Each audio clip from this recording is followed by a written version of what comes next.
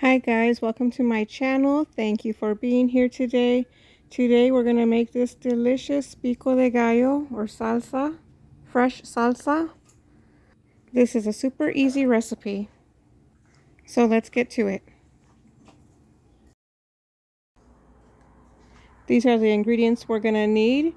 We're going to need some Roma tomatoes. I ended up using 5 of them. 1 lime, some red onion, some salt, jalapenos or serrano peppers if you like it spicier, and some cilantro. We'll start off with the tomato. Let's slice it into small cubes. Now that they're all diced, we're going to go ahead and place them in our bowl. And let's set that aside for now. Next, we're going to dice up our onion. I like to dice mine really small because I don't like big chunks of onion in my pico de gallo.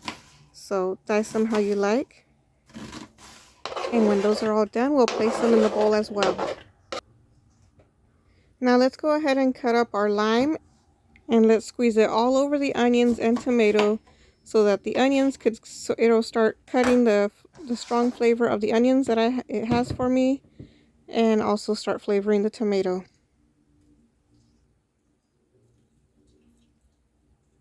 Next we'll add the cilantro. I forgot to show that earlier, but I grabbed about a handful of cilantro. You could grab as much as you like or as little as you like. If you don't like it, go ahead and leave it out, but I love it.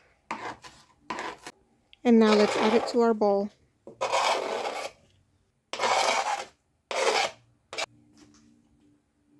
And now just go ahead and add some salt. This one's running out, so I had to take off the lid. And that's about how much salt I added. That was just right for me. Now let's go ahead and give this a good mix. Mix all those flavors together.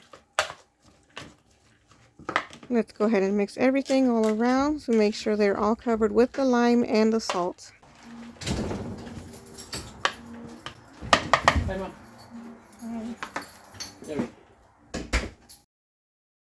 Now I was planning on adding these chili peppers, but they're very spicy for me, so I'm not going to add any this time.